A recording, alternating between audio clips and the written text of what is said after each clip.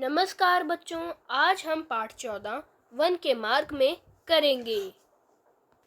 सवैया पुरथे निकसी रघुबीर बधू, धरी धीर दय मग में डग द्वै, झलकी भरी भालकनी जल की, पुट सूखी गए मधुराधर वै, फिरी बूझती है चलनो अब के तिक, परन कुटी कह रही है कित हवै, तिय की लखी आतुर्य पिय की, अखियां अति चारु चली जल चुवै। प्रसंग प्रस्तुत पंक्तियां हमारी हिंदी की पाठ्य पुस्तक वसंत भाग 1 से तुलसीदास द्वारा संकलित वन के मार्ग में नामक पाठ से ली गई हैं। इन पंक्तियों में राम, लक्ष्मण और सीता के वन जाते समय होने वाले कठिनाइयों का वर्णन है। व्याख्या: कवि कहता है कि महलों में रहने वाली सुकुमार सीता जी नगर से निकलकर धैर्य धारण कर रास्ते में 2 कदम ही चली थी कि उनके मस्तक पर पसीने की बूंदें छलक आई और उनके दोनों मधुर होंठ सूख गए। फिर वे मुड़कर राम से पूछती है कि हे प्रिय, अभी और कितना दूर चलना है और आराम करने के लिए पत्तों की कुटियां कहाँ बनाएंगे। पत्नी सीता जी की यह व्याकुलता देखकर श्री राम की सुंदर आंखों से आंसू बहने लगे। जल को गए लखन है लारिका, परिखो पिय जहाँ घरीक वह ठोड़ा, पहुंची पसऊ ब्यारी करो, अरू पाए पखारे हों भू भूरी डाडे, तुलसी रघुबीर प्रिया स्नम जाने के बैठी बिलम्ब लो कंटक काढ़े, जानकी नहा को नेह लख्यो पुल को तनु बारी बिलोचन बाड़े। प्रसंग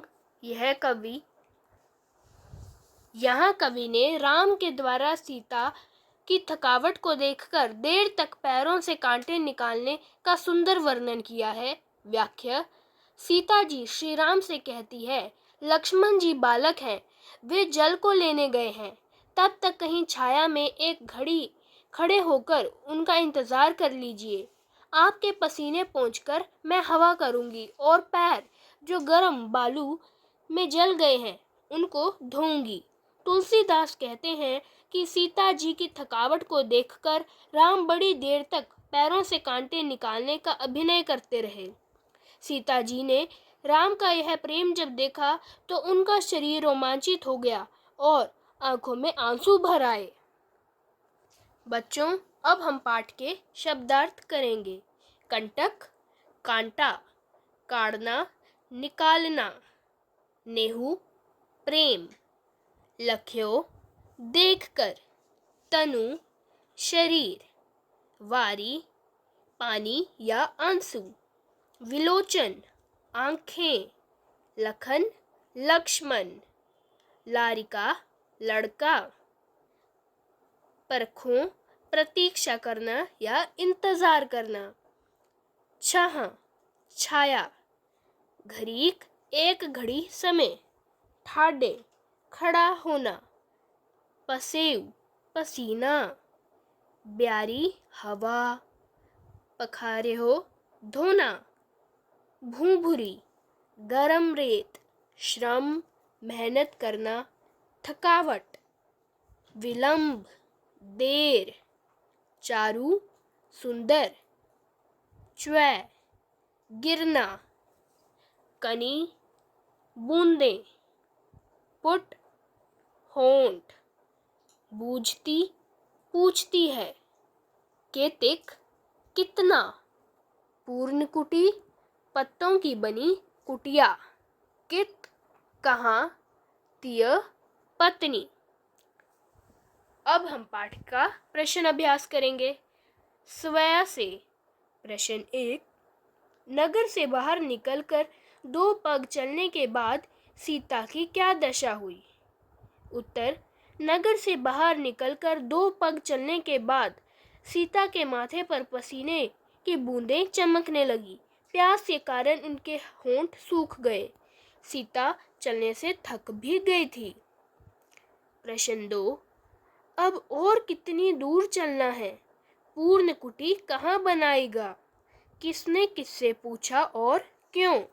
उत्तर, सीता जी ने श्री राम जी से पूछा, क्योंकि सीता जी थक गई थी और वे प्यासी भी थी।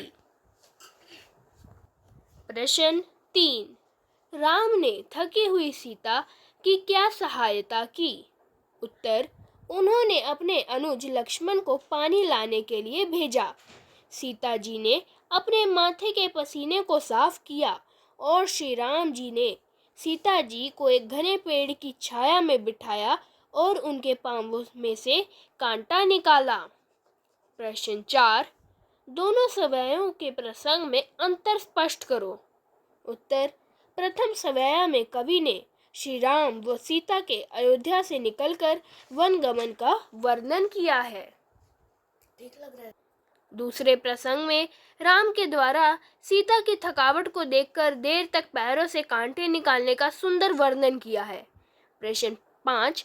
पाठ के आधार पर वन के मार्ग का वर्णन अपने शब्दों में करो। उत्तर, वन का मार्ग धूल तथा कांटों से भरा हुआ है। सिर पर सूरज की तपती धूप सीधी पड़ती है। ऊबड़ खाबड़ रास्ता है। मार्ग में लोगों की संख्या भी कम है। अब है अनुमान और कल्पना के प्रश्न। प्रश्न 1। गर्मी के दिनों में कच्ची सड़क की तपती धूल में नंगे पांव चलने पर पांव जलते हैं। ऐसी स्थिति में पेड़ की छाया में खड़ा होना और पांव धो लेने पर बड़ी राहत मिलती है। ठीक वैसे ही जैसे प्यास लगने पर पानी मिल जाए और भूख लगने पर भोजन, तुम्हें भी किसी वस्तु की आवश्यकता हुई होगी और वह कुछ समय बाद पूरी हो गई होगी। तुम सोचकर लिखो कि आवश्यकता पूरी होने के पहले तक तुम्हारे मन की दशा कैसी थी। उत्तर, मुझे एक सुंदर कलाई घड़ी की आवश्यकता थी। जब तक वह मेरे पास नहीं थी, मेरे मन में एक अजीब सी बेचैनी थी। मेरा मन कहीं भी नहीं लगता था। मैं यह सोचा करता कि कब मेरे पास एक सुंदर सी घड़ी होगी। मेरी घड़ी का आकार, रंग, रूप अन्य सभी से सुंदर होगा। प्रश्न 2। अपनी कल्पना से वन के मार्ग का वर्णन करो। उत्तर, राम और सीता अयोध्या से निकलकर वन के रास्ते जा रहे थे, तो रास्ते में दोनों ओर बड़े बड़े पेड़ थे। लक्ष्मण भी उनके साथ चल रहे थे। वन का मार्ग उबड़ खाबड़ व पथरीला था। आसपास कहीं पीने का पानी भी नहीं था। ऊपर से गर्मी बहुत पड़ रही थी। चलते समय थोड़ी देर में ही शरीर पसीने से लथपथ हो गया। वन मार्ग कांटों से युक्त था। जगह जगह कांटेदार पेड़ पौधे भी थे। इस कारण उनके पैरों में भी कांटे चुभ गए। रास्ते में कई छोटे छोटे गांव भी पड़ते थे। गांव के लोग इन सुकुमार राजकुमारों को वन मार्ग से जाते हुए देखकर आश्चर्यचकित हो रहे थे। साथ ही उनको दुख भी था कि किस प्रकार ये इस कठोर रास्ते से आगे जाएंगे। धन्यवाद बच्चों।